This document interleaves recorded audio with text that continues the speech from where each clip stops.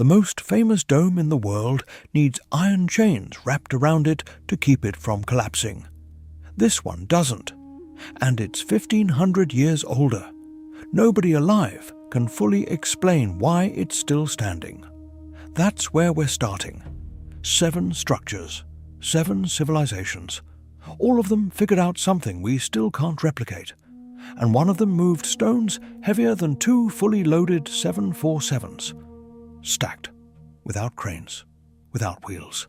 We have no idea how. That one's coming. Stay with me. Rome, 125 AD. Hadrian wants a temple. Not impressive, not large, permanent. His architects pour a dome, 142 feet wide. No steel, no rebar, no calculations we've ever found. Just concrete, volcanic rock, and knowledge that took us 2,000 years to begin understanding. That dome is the Pantheon. And right now, today, in 2025, it is still the largest unreinforced concrete dome on Earth. Not for its era, not before modern construction. Largest. Period. We have AI. We have materials science departments at every major university.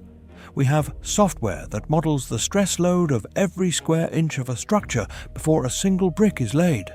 And we have not built a single unreinforced concrete dome larger than what a Roman emperor built while people were still dying from infected splinters.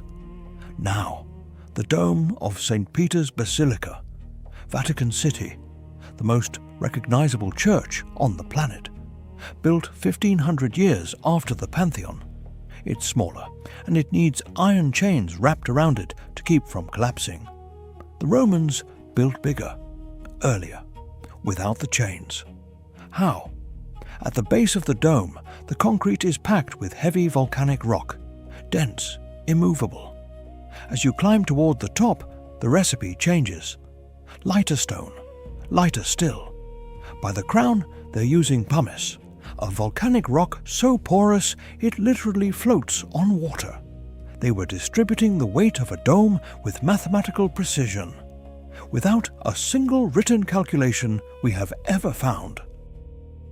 And then there's the hole, a 30-foot opening at the very top. Open sky, no glass, no cover. Rain falls directly inside the building. That should be a disaster. The floor has a slope, invisible to the naked eye, angled toward 2 hidden drains that have never once needed repair in 2,000 years. The building manages its own weather, every element solving a problem before the problem exists. In 2023, MIT researchers put Roman concrete under an electron microscope. They found white specks throughout, little particles of lime that never fully mixed in. For centuries, scholars called it sloppy craftsmanship. It wasn't. When those particles contact water, they trigger a chemical reaction. They fill in cracks. Roman concrete heals itself. They built self-repairing infrastructure 2,000 years ago. The recipe died with the empire. We only discovered it existed because we invented a microscope powerful enough to see inside the stone. Brunelleschi, one of the greatest architects who ever lived, spent years inside the Pantheon with a measuring rope trying to figure out how it worked. Then he built the famous dome in Florence. He made it smaller. Michelangelo stood under this ceiling and said it was the work of angels. He wasn't being poetic. He was being honest about the limits of his own understanding. The smartest builders of the Renaissance stood in front of something built 15 centuries before them and couldn't figure it out. What exactly do we think we know that they didn't? By the way, we still haven't gotten to the stone blocks heavier than 2 747s, or the city carved out of a cliff with no room for a single mistake. Both are coming. You think that's unsettling? 1,000 years before Rome, a civilization on a small Greek island had hot running water. Inside their homes, not outside, not in public baths. Pipes. Inside the walls. 1700 BC, Crete, the Palace of Knossos. When British archaeologist Arthur Evans started digging there in 1900, he expected a primitive fortress, stone walls, some pottery. Instead, he found 200,000 square feet, 1,300 rooms, multi-level staircases, halls with columns deliberately tapered at the base to make ceilings feel higher than they are, and under every floor, a pressurized pipe network. Here's the detail that breaks engineers. The pipes were conical, each one narrower at one end. They stacked into each other like cups.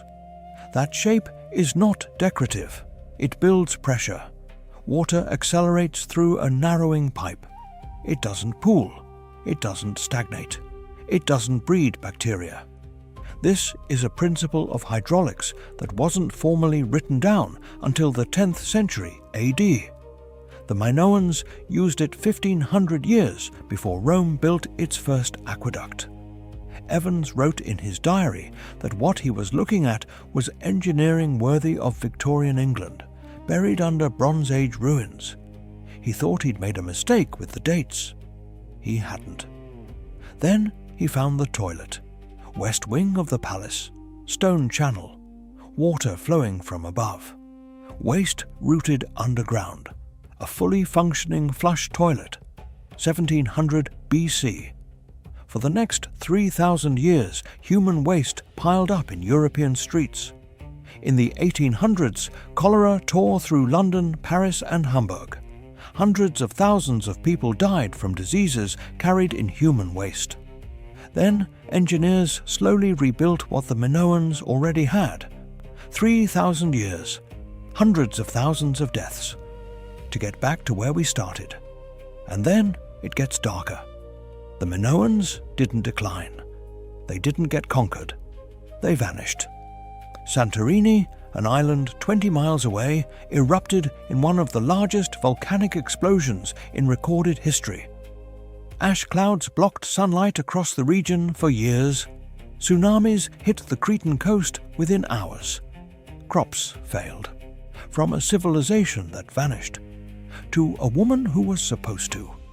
Egypt, 1479 BC. There is a temple on the west bank of the Nile.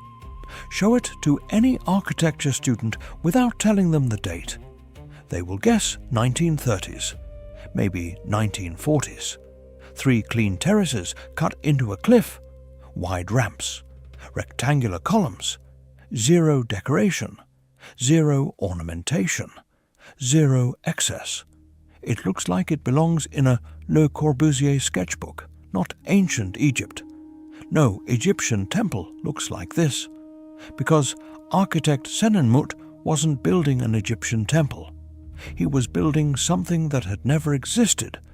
He didn't place the building against the cliff. He made the cliff part of the building. The geometry follows the mountain range behind it.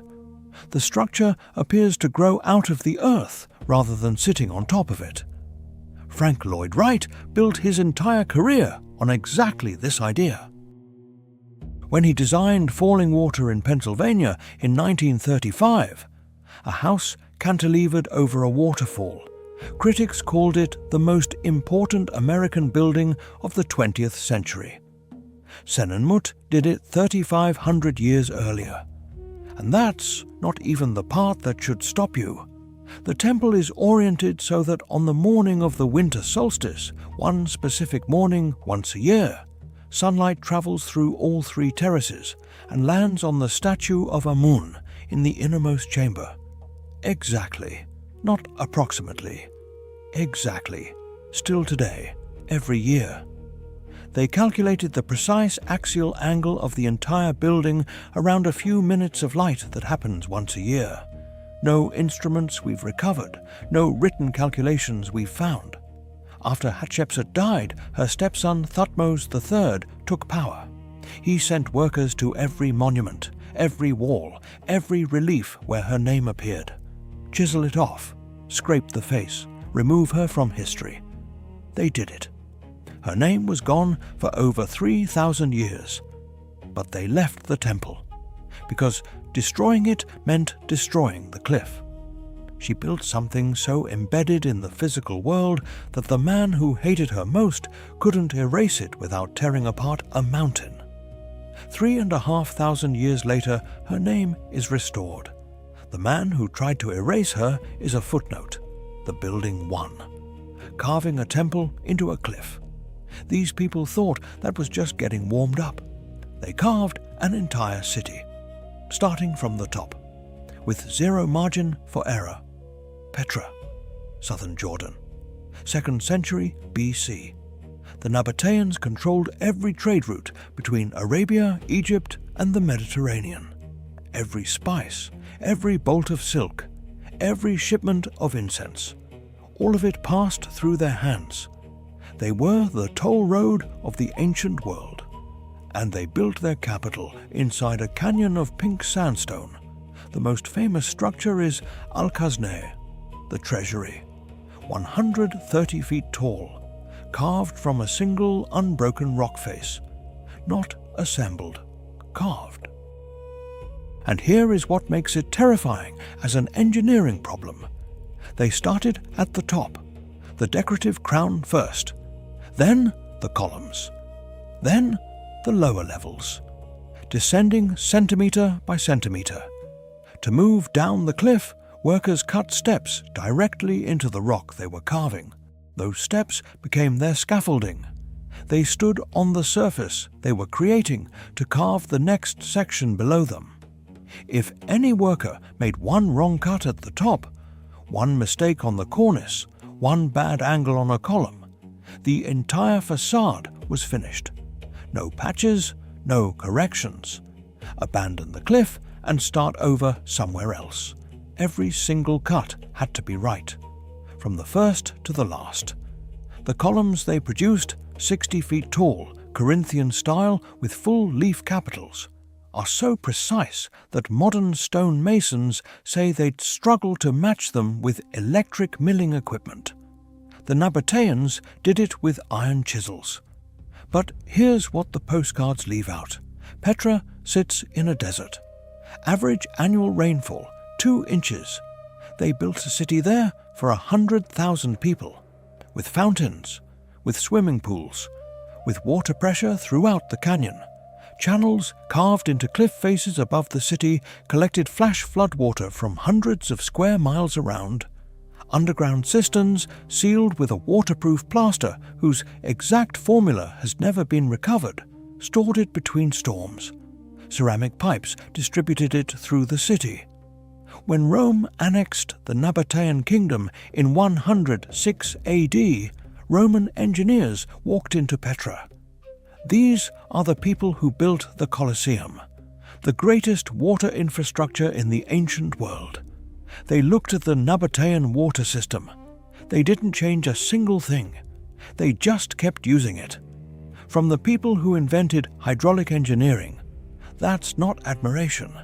That's engineers admitting they couldn't improve on what was already there. Less than 15% of Petra has been excavated. 85% is still underground, right now. Whatever's buried down there has been waiting 2,000 years. I'll cover it the moment they find it, which is exactly why you should be subscribed. Hit that button right now. You don't want to miss that video when it drops. From a desert city running on water it had no right to have, to a hole in the ground that makes architects feel stupid. Rajasthan, India. 13 stories straight down, 3,500 steps. Perfect geometric symmetry on every single level. Chand Baori, built around 800 AD. From above it looks AI generated. The kind of image people share online with "this can't be real" in the caption. It's real. All 4 walls descend to the water table in interlocking zigzag staircases. Every step fits its neighbor with a precision that would challenge modern laser cutting technology. The pattern has no corrections, no variations, no places where a miscalculation was quietly absorbed. 13 floors of soft limestone, 0 cracks. over 1,000 years. The official explanation: dry climate, deep groundwater, people needed water. Sure, but a rope and a bucket gets you water. You don't need 3,500 geometrically perfect steps to fill a jug. Calling Chand Baori a well is like calling the Grand Canyon a ditch.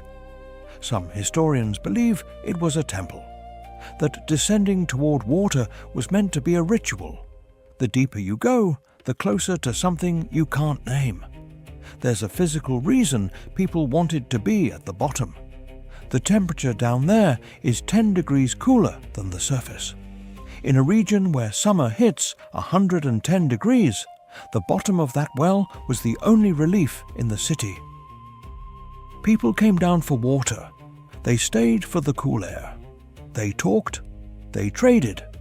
They made decisions that only happened because the architect made going down worth the trip. One entire wall, unlike the other three, has no stairs. Instead, galleries, pavilions, sculptures, and a temple to Hatshepsut, the goddess of joy, built into a well. The architect designed a space where the most basic daily task, going to get water, became an experience worth having. A utilitarian necessity transformed into a reason to be alive. 13 floors, 0 cracks, 1,000 years. Here's the comment I want from you. Name one building being constructed right now that you actually believe will still be standing in 1,000 years. Just one. I bet most people can't name a single one. Prove me wrong. Now, the thing I opened with. Baalbek, Lebanon, the Temple of Jupiter. It sits on a platform of stone blocks. 3 of those blocks are called the trilithon. Each one weighs 800 tons. Let me give you that number in something you can feel. A fully loaded Boeing 747, passengers, fuel, cargo, full tank, weighs about 400 tons. Each of these 3 blocks weighs the same as 2 of those planes. Fully loaded, stacked on top of each other. They are raised 23 feet off the ground, stacked, fitted without mortar. Surfaces so flat and flush that a sheet of paper will not slide between them. The largest mobile crane operating in the United States today can lift roughly 2,000 tons under ideal conditions. It costs tens of millions of dollars. Requires months of site preparation. Needs a crew of specialists. The people who moved these blocks had none of that. In a quarry about a mile from the temple, there's a block they abandoned mid-project, cut from the bedrock, shaped, prepared for transport, then left. The work just stopped one day and nobody came back. That block, the Stone of the South, weighs 1,200 tons. In 2014, German archaeologists found another one nearby they'd somehow missed for decades. 1,650 tons. The heaviest worked stone ever found on Earth. Sitting in the ground. Abandoned. Still waiting. The mainstream explanation. Thousands of workers on wooden rollers and ropes. Let's do the math together. Moving an 800-ton block on a flat surface requires a pulling force that needs approximately 40,000 people generating simultaneously. 40,000 people. Same direction, same moment. Look at the site. Look at the physical space around those blocks. There is no room for 40,000 people and their ropes. The geometry is physically impossible. You cannot fit that many bodies in the space available. The physics works. The logistics don't. French archaeologist Michel Alouf spent years at Baalbek in the early 20th century. He documented something academic papers tend to quietly skip. Local residents, people who had lived in the shadow of these stones for countless generations, had a name for the platform. The construction of the jinn, supernatural beings. Because the cultural memory passed down across centuries said, humans didn't do this. I'm not saying it was supernatural. I'm saying something more uncomfortable than that. We don't know how it was done. Not we have a leading theory. Not the evidence suggests. We genuinely do not know. No experiment has ever reproduced moving a block this size to this height using any tools available at the time. The honest answer is unknown. Just unknown. Somehow that's more disturbing than any theory I've ever heard. Ethiopia. A small city most Americans have never heard of. 11 churches, not built. Carved. Here's how. Workers found solid volcanic rock. They cut a deep trench around a section of it. All 4 sides, all the way down, leaving a freestanding block rising from the earth like an island in a stone moat. Then they carved that block, from the outside in, top to bottom. Windows, columns, doorways, interior halls with decorated ceilings, carved altars, baptismal fonts. They removed everything that wasn't a church, until what remained was a church. The most famous of the 11 is Beit Georgis, the Church of St. George, carved in the shape of a perfect equilateral cross, 40 feet into the ground.